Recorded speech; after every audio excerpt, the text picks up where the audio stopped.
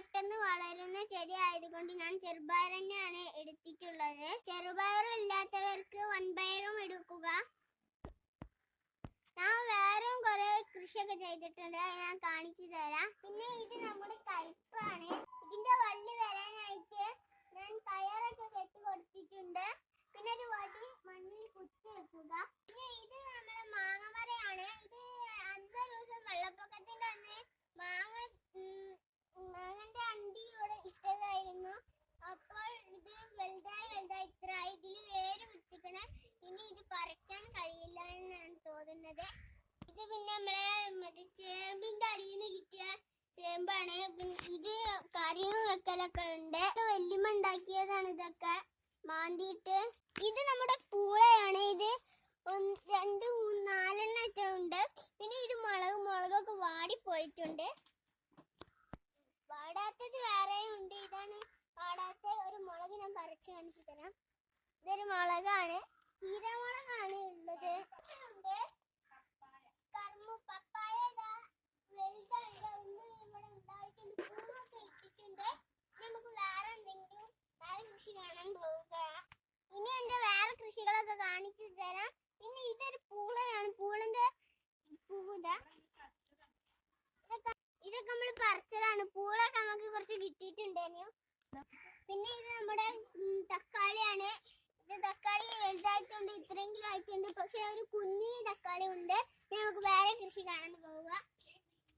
ഒരു പുളിയൊക്കെ നമ്മൾ ഉണ്ടാക്കിയിട്ടുണ്ട്. പിന്നെ ചേമ്പ്, ഇതാ നല്ല ചേമ്പ്. ഇതിന്റെ ഉള്ളിൽ നിന്നാണ് മറ്റേ ചേമ്പിന്റെ വിത്ത് കിട്ടിയിട്ടുള്ളത്. പിന്നെ വേറെ ഇത് പിന്നെ പൂളയാണ്. കുറച്ച് പൂളൊക്കെ ഉണ്ട്. പിന്നെ ഇതാ ഒരു പൂള 2 എണ്ണം. ഇത് ഒന്ന് ഉണ്ടാവാനായിട്ടുണ്ട്. പിന്നെ ഇവിടെ ഒരു മുളക് ഞാൻ വിറ്റിട്ടുണ്ട്. ഈ പൂവ് ഇട്ടിട്ടുണ്ട്, ഇത് വന്നിട്ടുണ്ട്. പിന്നെ നമ്മളെ ചെറുപയർ ഇതാ വലുതായതാണ്. ഇത് നമ്മൾ ചിരട്ടയിലിട്ടത് നേരത്തെ നമ്മൾ കാണിച്ചതാണ്. പിന്നെ മുളക് ഇതാ കവറിൽ ഇട്ടിട്ടുള്ളത് മുളക്. പിന്നെ ഒരു മുളകിന്റെ കൂട്ടങ്ങൾ ഇതാ, ഇത് മുളകാണ്. പിന്നെ വെളുത്തുള്ളിയാണ്, ഇത് വെളുത്തുള്ളി. പിന്നെ എനിക്ക് ഇഷ്ടമാണ് വത്തക്ക മരം. വത്തക്ക ഞാൻ തിന്നിട്ടുണ്ട് കുറെ. ഇത് വത്തക്കാണ്, വത്തക്ക ഉണ്ടായിട്ടുണ്ട്. ഇത് പിന്നെ നമ്മുടെ ചീര ഉണ്ട്. ചേമ്പുകളാണ് ഇതാ, ചേമ്പ് ഇവിടെ കുറെ ഉണ്ട്. പിന്നെ ഒരു പുളിമരം നേരത്തെ പറഞ്ഞതിന്റെ ബാക്കി പുളിമരമാണ് വലിയ പുളിമരം. പിന്നെ സീതാപ്പഴമൊക്കെ ഉണ്ട്. ഞങ്ങൾക്ക് കാറ്റിൽ ഒടിഞ്ഞു വീണതാണ്, മഴ ആയതുകൊണ്ട്. പിന്നെ പേരക്കമരം അവിടെയാണ്. പിന്നെ ഇത് പിന്നെ ചോപ്പ് ചീരയാണ് നമ്മുടെ. പിന്നെ പേരക്കമരം ഇതാ, പേരക്ക ഉണ്ടായിട്ടില്ല തോന്നുന്നത്. അതായത് പേരക്കന്റെ കുഞ്ഞുണ്ടായിട്ടുണ്ട്. കുഞ്ഞുണ്ടായിട്ടുള്ളതാണ്. പിന്നെ അതിന്റെ ഒരു ചെറുതാണ്. ഇത് പിന്നെ അതിന്റെ വലുതും ഉണ്ട്.